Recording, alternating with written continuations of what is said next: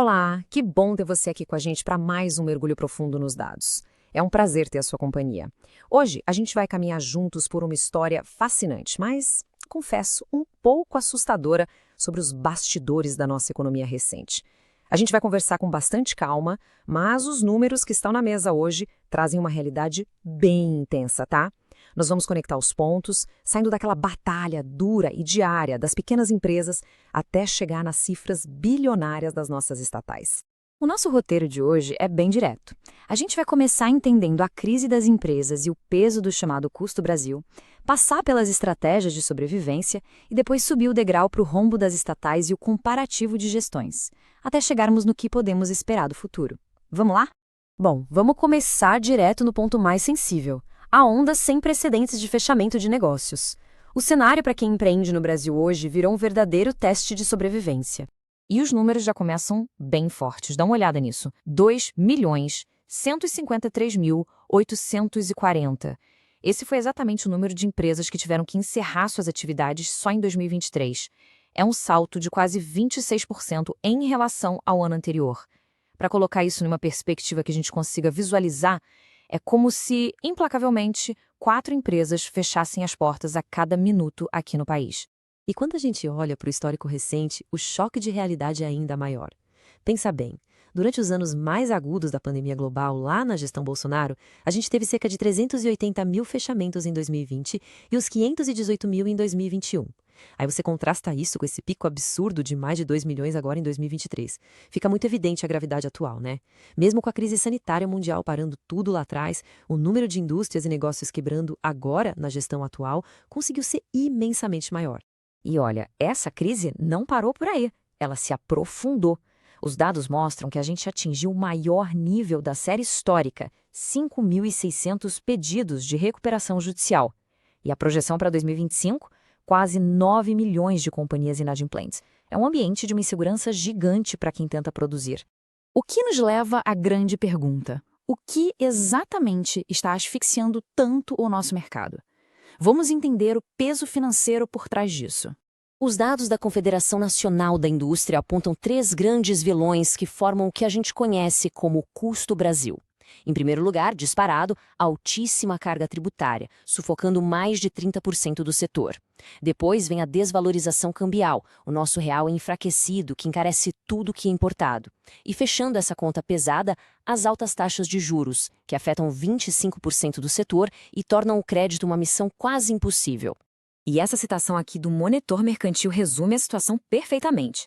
A inflação e os juros altos agem como uma daquelas tesouras de 2 lâminas, sabe?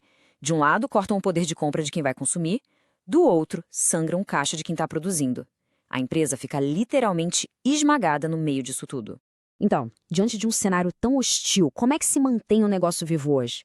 Vamos descer para o nível micro e ver o que os especialistas recomendam para sobreviver. Especialistas mapearam esses 10 fatores cruciais. Capacitação, planejamento e uma gestão financeira afiada são o feijão com arroz, o básico. Mas o que chama muita atenção nessa lista é a necessidade de inteligência emocional e saber lidar com a pressão e frustração. Pensa só, num ambiente onde o governo aumenta impostos e os custos disparam, o seu equilíbrio psicológico vira um ativo tão importante para a empresa quanto o dinheiro no caixa. Agora, sabendo do esforço hercúleo que o setor privado faz para não afundar, a gente precisa fazer uma ponte inevitável. Como é que o aumento constante dos gastos públicos e a forma como o governo gere as estatais batem lá na ponta, afetando toda essa sociedade que está lutando para produzir? E isso nos leva direto para a nossa próxima parte. Vamos olhar de forma bem objetiva para os dados de saúde financeira das empresas estatais na atual administração federal. O ponto de atenção máximo é esse número aí. O Banco Central mostrou que as estatais registraram um déficit de 9,76 bilhões de reais no acumulado de 2023 e 2024. Para deixar bem claro, esse é o maior rombo registrado neste século em um período de 2 anos. Quase 10 bilhões no vermelho. E de onde está vindo todo esse prejuízo? O Ministério da Gestão revelou que 27 estatais federais fecharam no vermelho recentemente. Aqui a gente tem os campeões desse déficit. A PNBV lidera, seguida pela Codevasf. Depois aparecem os Correios, as Docas do Rio e a Embrapa. Só as 10 primeiras dessa lista são responsáveis por 90% das perdas. Vamos pegar os Correios como exemplo, porque é bem dramático. A piora nas contas foi tão rápida que só no primeiro semestre de 2025 a empresa teve um prejuízo de 4,4 bilhões de reais. Para não quebrar de vez, eles começaram a buscar uma garantia de 20 bilhões diretamente do Tesouro Nacional. Isso mostra muito bem o perigo de operações que dão prejuízo. A conta, no fim das contas, sempre ameaça o cofre público. Mas será que a gestão dessas empresas sempre foi assim? Vamos fazer um comparativo direto e puramente numérico das estratégias entre os governos Lula e Bolsonaro. O que os dados nos mostram são filosofias totalmente opostas. A gestão Bolsonaro focou em reduzir a máquina, colocou estatais para privatizar, diminuiu o quadro para 434 mil funcionários e entregou um superávit gigantesco de mais de 31 bilhões de reais. A literatura econômica costuma apontar que países com o Estado mais enxuto tendem a atrair mais investimentos. Já a gestão Lula foi para o caminho inverso, expansão. Retirou empresas das privatizações, voltou a inchar o quadro de funcionários e o resultado foi aquele déficit bilionário de 9,76 bilhões. Quando a gente coloca isso numa linha do tempo, a transição choca um pouco. Vínhamos de um superávit forte até 2022. Aí viramos o ano para 2023 e a balança despenca para o negativo, com 2,43 bilhões de déficit. E o mais preocupante é o ritmo de aceleração. Só entre janeiro e agosto de 2024, o buraco já tinha chegado a 7,33 bilhões. O governo argumenta que é por conta da retomada de investimentos, mas o fato contábil é que a curva desceu ladeira abaixo rapidamente. Enquanto o retorno não vem, a fatura chega hoje. Existem estatais chamadas de dependentes, que não conseguem pagar as próprias contas. Só em 2024, essas empresas sugaram 27 bilhões de reais do Tesouro. É um aumento de 13% nos gastos públicos, sem retorno claro para a sociedade. Na prática, é o dinheiro dos nossos impostos, o seu dinheiro, sendo injetado para manter essa máquina rodando no vermelho.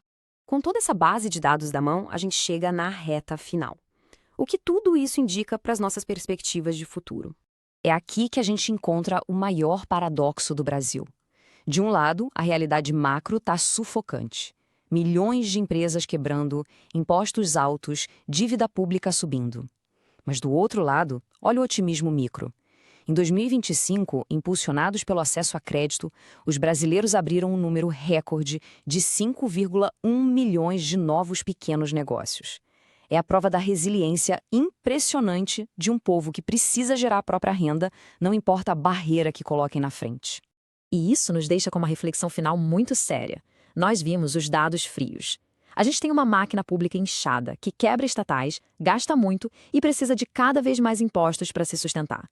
A grande pergunta que fica para você hoje é: até quando o incansável e guerreiro espírito empreendedor do brasileiro vai aguentar carregar esse peso gigante do Estado nas costas? É algo para a gente pensar. Muito obrigada pela sua companhia nessa análise e a gente se vê na próxima. Inscreva-se no canal. Você será retribuído com mais informações, notícias e atualidades.